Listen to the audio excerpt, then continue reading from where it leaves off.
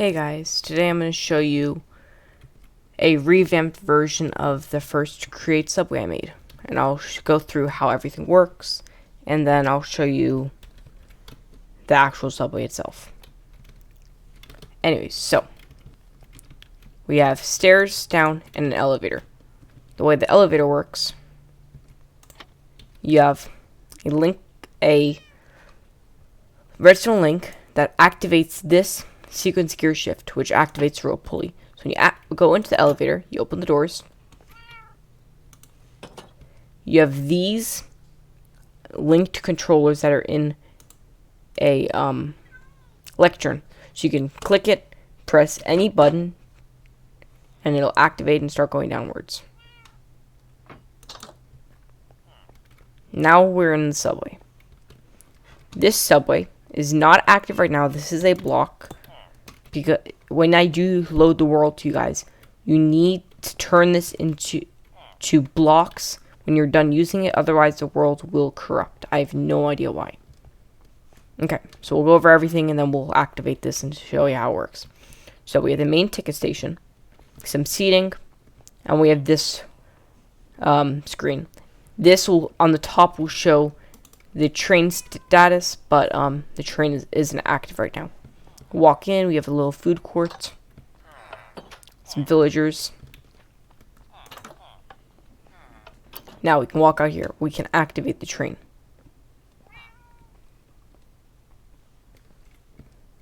This is what brings the signal all the way over there.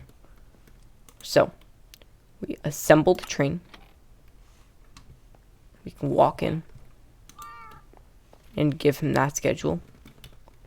And now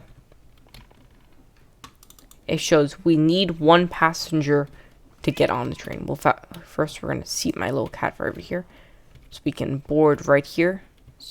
Actually, we'll go just a bit over, that way you can see the sign.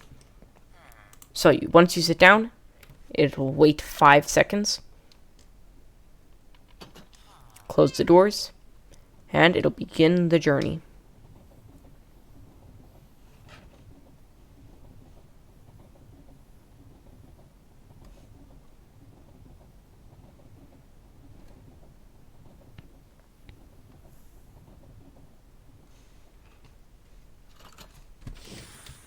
You can get out, and this is the second subway station. He needs a passenger. So now that we're here, we have the same villagers, tickets, some seating, and the elevator. In fact, you actually light this up. There you go. In the elevator. So we can go up here. And then let's say we need the elevator. Whoa. 1 second. Okay, so this is an empty elevator shaft. So, if you are, let's say,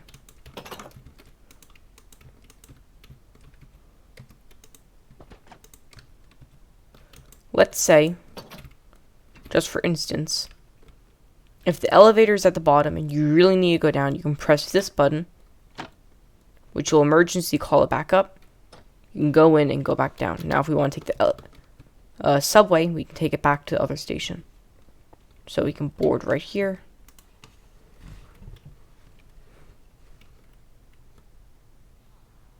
The door will close, and the subway is active.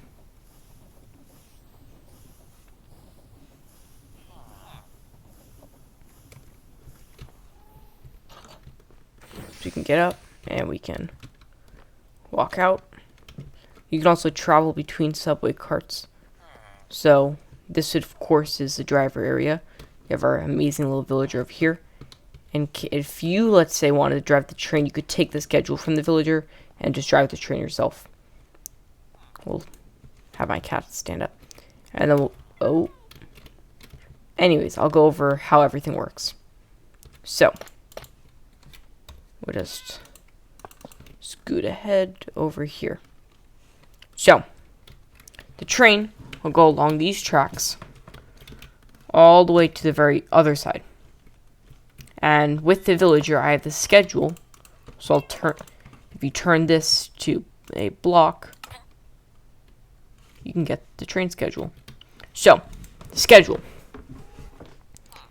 It'll go to station 1. So track station 1, T1.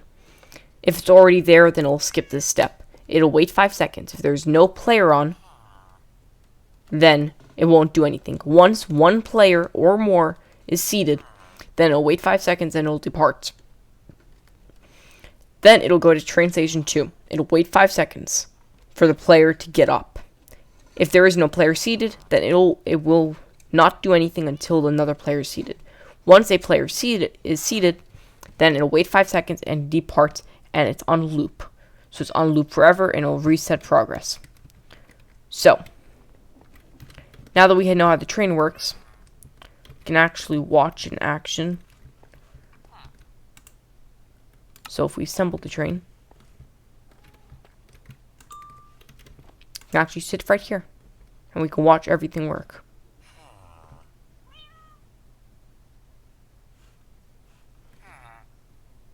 There we go. So we can see how everything works. So, it'll go forward, go down this tunnel,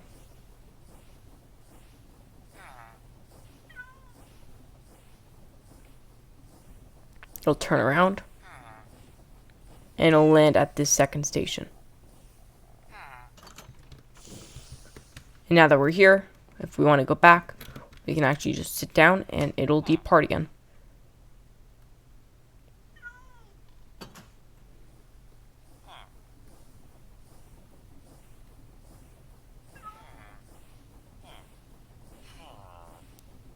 And actually, a really cool fact is, these train stations that look like a really small distance, they're actually really, really far apart.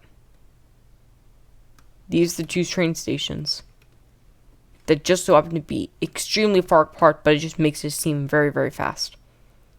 And then, if you want to go down, you can deactivate the train. If you, let's say, aren't standing near and you press deactivate, it'll automatically give you the train schedule.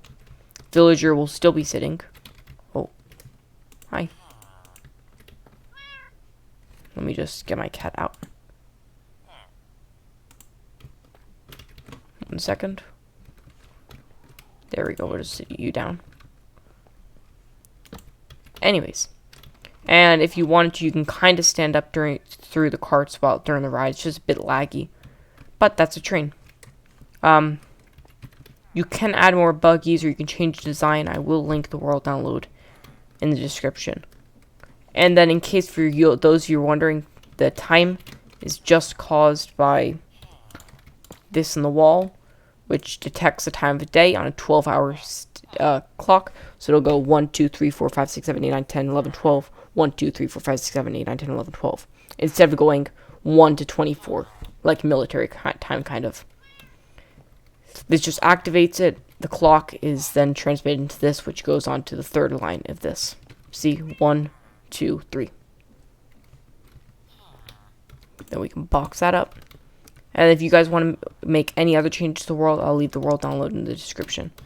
And then that's just about all. Just notable mention, we have a little villager sitting down. But besides that, that's all.